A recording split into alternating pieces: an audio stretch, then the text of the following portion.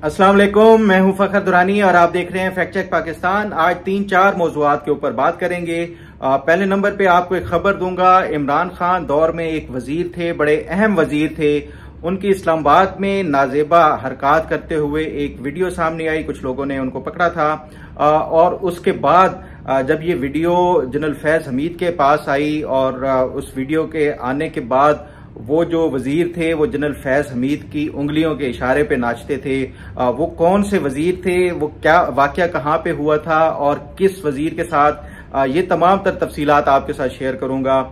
दूसरे नंबर पे हम बात करेंगे इमरान खान की और बुशरा बीबी के हवाले से। ये तो मीडिया के ऊपर बारहा रिपोर्ट हो चुका है कि मौजूदा army chief general Asim Munir सबसे पहले जनरल थे जिन्होंने बुशरा बीबी की मुबैना तौर पे जो करप्शन के वाकयात थे वो इमरान खान को बताया बाकायदा सबूतों के साथ। लेकिन मेरी इतला के मुताबिक जनरल आसिम मुनीर से भी पहले उस टाइम जो आर्मी चीफ थे जनरल कमर जावेद बाजवा, उन्होंने सबसे पहले बुशरा बीबी, उस्मान बुजार और फरा गोगी के तमाम तर सबूतों के साथ एक फाइल दी करप्शन के हवाले से पंजाब में। लेकिन इमरान खान ने वो उसके ऊपर कोई अमल दरामद करने के हवाले से कोई एक्शन नहीं लिया। इस पे भी तफसीलन गुफ्तगू करेंगे। तीसरे नंबर पे हम बात करेंगे मौलाना फजलुर रहमान ने ये कल अनाउंस किया है कि वो अब पीटीआई के साथ भी इल्हाक नहीं करेंगे या अलायंस नहीं करेंगे, बल्कि वो सोलो अपने तौर पे जद्दोजहद जारी रखेंगे। मौलाना फजलुर रहमान ने वो कौन सी शर्त रखी पीटीआई के सामने जो कि उन्होंने मानने से इनकार किया और उसके बाद मौलाना फजलुर रहमान ने इत्तेहाद ना करने का फैसला किया, इस पे भी तफसीलन गुफ्तगू करेंगे। चौथे नंबर पे हम बात करेंगे ये जो सुप्रीम कोर्ट का आज 9 मई के हवाले से एक अहम केस था जमानत का। जस्टिस मंसूर अली शाह और जस्टिस अतर मिनल्ला का बेंच जब अनाउंस हुआ तो समझा यही जा रहा था कि ये इनको जमानत मिल जाएगी जो 2 मुल्जमान के हवाले से, लेकिन वो नहीं हुआ। इनका जो एक मोहतात रवैया था वो क्यों था, इस पे भी तफसीलन गुफ्तगू करेंगे। और 5वें नंबर पे इमरान खान ने जो बरतानिया के वजीर आजम हैं उनसे मदद की अपील की है। क्या बरतानिया इमरान खान की मदद को आएगा या नहीं आएगा, इस पे भी तफसीलन गुफ्तगू करेंगे।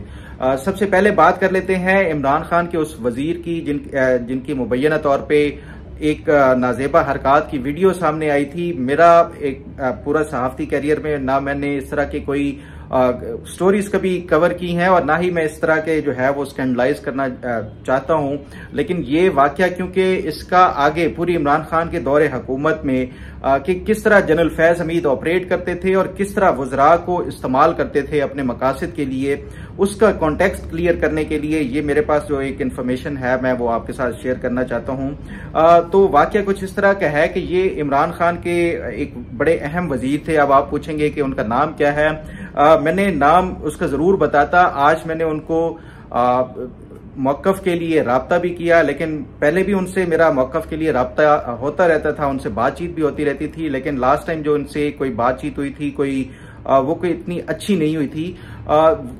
तो उसके बाद उन वजीर ने, मैंने अभी ये देखा है कि वो मेरा नंबर जो है वो उन्होंने ब्लॉक किया हुआ है। बहरहाल मैंने उनको राब्ते के लिए मैसेज वगैरह किए हुए हैं, उन्होंने कोई जवाब नहीं दिया।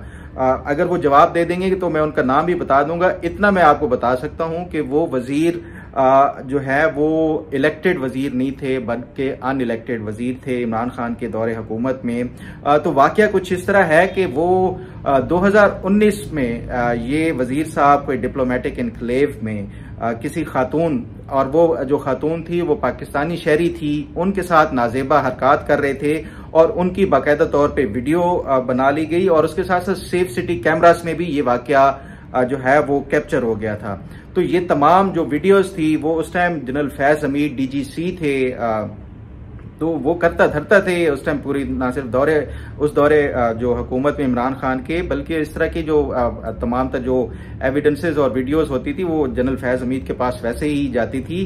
तो जनरल फैज हमीद ने ये जो उनके पास वीडियोस आई तो वो क्योंकि डीजीसी थे उस टाइम, इतने ज्यादा सीनियर नहीं थे, मेजर जनरल थे, तो वो उन्होंने ये क्योंकि इमरान खान के अहम वजीर थे तो ये मुनासिब समझा कि उस टाइम के जो आर्मी चीफ थे उनको भी बताया और जो बाकी अपनी जो क़यादत थी उनको भी। लेकिन उसके बाद ये मामला जो है वो इमरान खान के सामने भी हाईलाइट किया गया, लेकिन इमरान खान ने कोई उसके ऊपर कार्रवाई नहीं की।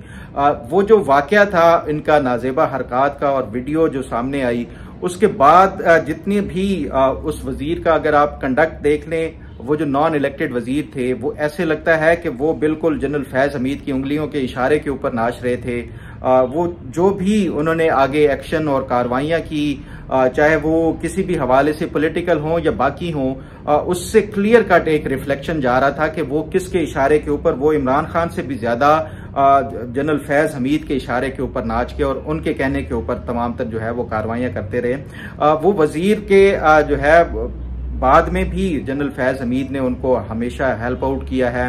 अगर उनका वर्जन और मौकफ आ गया तो फिर मैं उसका बाकायदा तौर पे नाम के साथ मजीद कुछ जो तफसीलात हैं वो भी साथ शेयर करूंगा। बहरहाल उससे शायद आपको आइडिया हो गया होगा कि वो इलेक्टेड नहीं बल्कि अनइलेक्टेड एक वजीर थे और उस वीडियो के बाद ही कंप्रोमाइज होकर वो जनरल फैज हमीद के इशारों के ऊपर काम करते रहे। बहरहाल इस पे मजीद जो भी अगर उनका मौकफ आ गया और उसके साथ साथ जो भी कोई और मजीद अपडेट और इन्फॉर्मेशन हुई वो आपके साथ जरूर शेयर करूंगा। अब बात कर लेते हैं जनरल आसिम मुनीर के हवाले से। ये हमेशा से मीडिया पे रिपोर्ट किया जाता है कि इमरान खान और जनरल आसिम मुनीर की जो आपस में एक वो था, एक कोऑर्डिनेशन थी या उसके साथ साथ उनका आपस में, क्योंकि उस time general Asim Munir DGISI थे और इमरान खान प्राइम मिनिस्टर थे। जब बतौर DGISI ये एक करप्शन के बुशरा बीबी और उसके साथ साथ फराह गोगी और उस्मान बुज़दार के करप्शन के कुछ एविडेंसेस वो इमरान खान को उन्होंने बताए, तो उसके बाद इमरान खान ने फौरन जनरल बाजवा को बुलाया और चेंज करने का कहा। तो जनरल बाजवा ने, बहरहाल उस टाइम वो प्राइम मिनिस्टर थे, ये उनकी सवाबदीद भी थी, तो जनरल कमर जावेद बाजवा ने जनरल आसिम मुनीर को तब्दील कर दिया। उसके बाद जो मेरी इतलात हैं कि जनरल कमर जावेद बाजवा ने 3 नाम भिजवाए DGISI के लिए। वो जो 3 नाम थे उसमें जनरल फैज हमीद का नाम नहीं था, वो 3 जनरल कोई और थे। इमरान खान ने जब वो देखे 3 नाम तो उसके बाद फिर उन्होंने जनरल कमर जावेद बाजवा को जो है वो रिक्वेस्ट की या कहा कि वो सिर्फ और सिर्फ जनरल फैज हमीद को ही DGISI देखना चाहते हैं तो उसका नाम शामिल किया जाए। उसके बाद फिर जनरल फैज हमीद का नाम शामिल किया गया और बाकी जो 3 नाम थे वो रिजेक्ट कर दिए गए और जनरल फैज हमीद को ही DGISI लगाया गया। बहरहाल ये जो जनरल आसिम मुनीर थे उन्होंने जब इमरान खान को बताया वो तब्दील हो गए। मेरी इतलात के मुताबिक जनरल आसिम मुनीर ने इमरान खान को बताने से पहले उस टाइम जो है वो उस टाइम के जो आर्मी चीफ थे उनको भी ये तमाम तर जो इन्फॉर्मेशन और वो थी वो बताया। लेकिन उस टाइम जो आर्मी चीफ थे मेरी इतलात के मुताबिक उन्होंने जनरल आसिम मुनीर को कहा था कि आप अभी ये अकेले जाके ना उनके साथ वो करें, मैं आ जाऊंगा। वो उस टाइम जो आर्मी चीफ थे वो बैरून मुल्क दौरे के ऊपर थे, तो उन्होंने कहा था कि मैं मुलाकात जब करेंगे तो फिर उस टाइम इनके साथ ये करेंगे, मामला उठाएंगे। लेकिन क्योंकि वो जो उस टाइम के आर्मी चीफ थे जनरल कमर जावेद बाजवा वो मुल्क से बाहर थे, इनकी मुलाकात हुई इत्तफाकन इमरान खान के साथ या कोई मीटिंग के हवाले से, तो इन्होंने ये मामला हाईलाइट कर दिया और उसके बाद इमरान खान ने फिर इनको तब्दील कर दिया था। लेकिन जो मेरी इन्फॉर्मेशन है कि जनरल आसिम मुनीर से भी पहले एक फाइल जनरल कमर जावेद बाजवा जो उस टाइम आर्मी चीफ थे उन्होंने इमरान खान को दी थी तमाम तर एविडेंसेस सबूतों के साथ, जिसमें बुशरा बीबी उसके साथ साथ फराह गोगी और उस्मान बुज़दार की करप्शन के हवाले से बाकायदा तौर पे सबूत थे। और इमरान खान को बताया गया, लेकिन ये भी कहा गया कि आप उस्मान बुज़दार को तब्दील कर दें, ये आपके लिए बदनामी का बायस बनेंगे। और उसके साथ साथ गवर्नेंस बिल्कुल नहीं है पंजाब में, लेकिन इमरान खान नहीं माने थे। उसके बाद PTI के मुख्तलिफ वज़रा जाके भी जनरल उस टाइम जो आर्मी चीफ थे वो उनके पास जाते रहे और कहते रहे कि आप इमरान खान को समझाएं कि ये बुज़दार को तब्दील कर दे। इमरान खान नहीं माने क्योंकि उसमें बुशरा बीबी किसी सूरत भी नहीं मान रही थी। तो बहरहाल ये जनरल आसिम मुनीर सिर्फ अकेले उन्होंने ही करप्शन, बुशरा बीबी की मुबैना जो करप्शन थी वो हाईलाइट नहीं की थी। जो उससे उनके जो आर्मी चीफ थे उन्होंने भी इस हवाले से पहले इमरान खान को बाकायदा फाइल्स के साथ सबूत दिए थे, लेकिन उसके बावजूद इमरान खान इग्नोर करते रहे। इस पे मजीद अपडेट हुई वो आपके साथ शेयर करूंगा। बात कर लेते हैं मौलाना फजलुर रहमान के हवाले से कल उन्होंने बाकायदा तौर पे ऐलान कर दिया है कि वो किसी सियासी जमात के साथ इत्तेहाद नहीं करेंगे, बल्कि वो सोलो अपनी जो स्ट्रगल है पॉलिटिकल वो उसको जारी रखेंगे। वो जो स्ट्रीट के जो पॉलिटिक्स है वो भी करेंगे, जलसे जुलूस भी करेंगे, लेकिन किसी सियासी जमात के साथ अब अलायंस नहीं करेंगे। मैंने इस हवाले से जो मौलाना फजलुर रहमान की जमात JUI के सेनेटर हैं कामरान मुर्तजा, उनसे इस हवाले से बात की और उनसे पूछा कि आखिर रीजन क्या है कि ये PTI के साथ इत्तेहाद का। ये कहा जा रहा था कि अनकरीब इनका इत्तेहाद हो जाएगा और सेवरल जो है इनकी मुलाकातें भी हुई, जो PTI की एक कमेटी बनी हुई है उसके बावजूद नहीं हुआ इत्तेहाद। तो रीजन क्या है?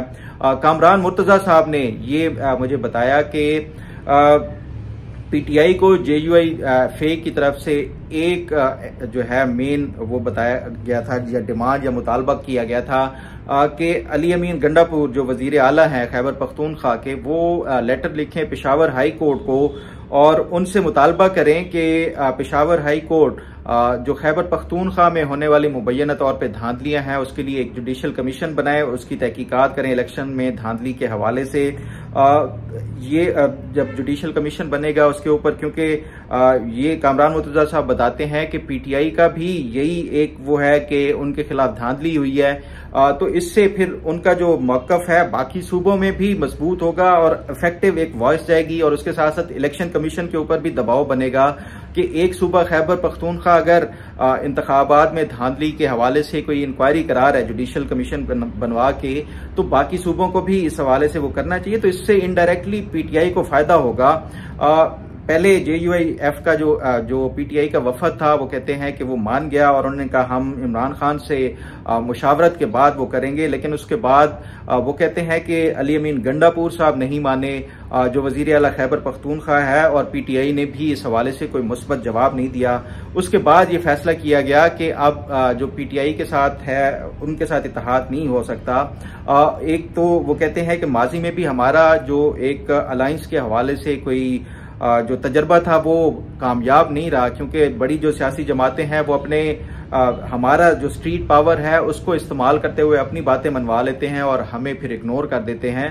तो इस दफा भी पावर हमारी हो, स्ट्रीट के हवाले से लोग भी हमारे हों, जो मैन पावर है वो भी हमारी हो और PTI अपने काम निकलवा के फिर वो कल को मुकर जाए, तो उससे बेहतर है कि हम अकेले ही ये स्ट्रगल करें। दूसरा फिर वो कहते हैं कि एक और अहम बात, इस टाइम PTI और एस्टेब्लिशमेंट का जो सबसे ज्यादा आपस में जो एक तनाव और टकराव की जो सूरत हाल है, उस सूरत हाल में PTI ये चाहती है कि स्ट्रीट पावर हमारी हो, उनकी जो स्ट्रगल है उसमें वो कामयाब हो, तो हम कोई रेंट ए क्राउड नहीं है। तो इसलिए जो है वो कहते हैं कि हमने ये फैसला कर लिया है कि अब हम किसी सियासी जमात के साथ इत्तेहाद नहीं करेंगे। ये वो वजूहात हैं जिनकी बुनियाद के ऊपर अब मौलाना फजलुर रहमान ने PTI के साथ इत्तेहाद करने से इनकार कर दिया है।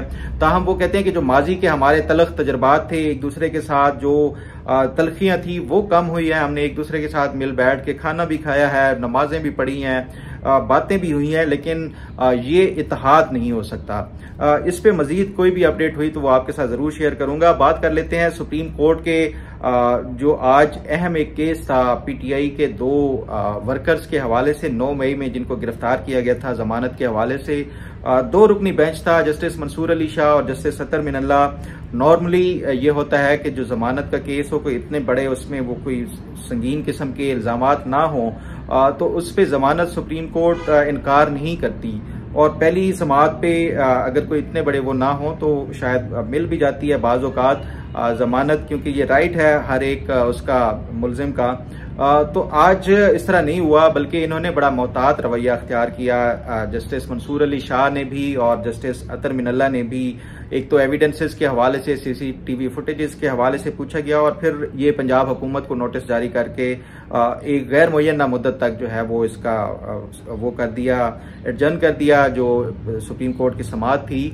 तो उससे लगता है कि ये माजी में अगर इस तरह के होता तो फिलफोर इस तरह के जो है वो रिलीफ दे दिया जाता है। तो उससे ये जो आज वाला प्रोसीडिंग है इसमें ऐसे लग रहा है कि दोनों जज साहबान बड़े मोहतात थे।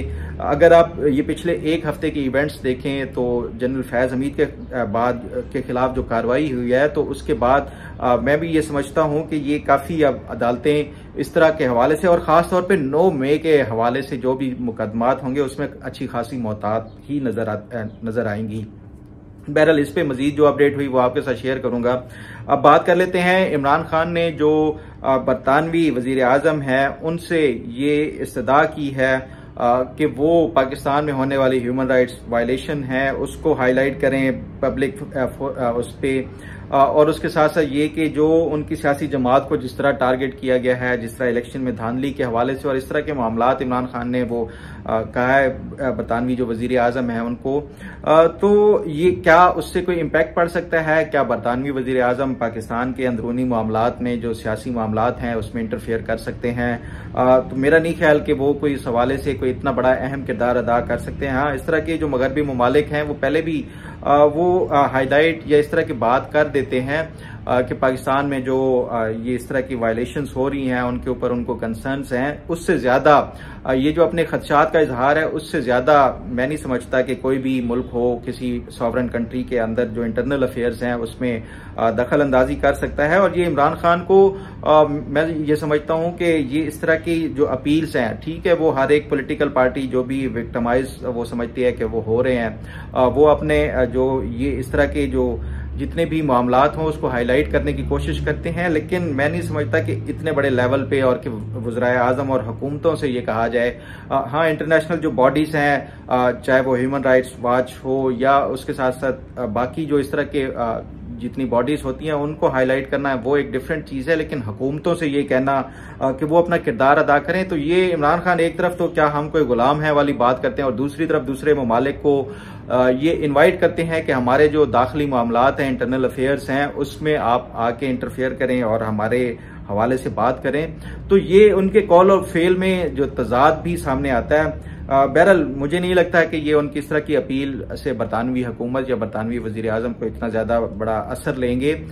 इस तरह का अवॉइड करना ज्यादा बेहतर होता है।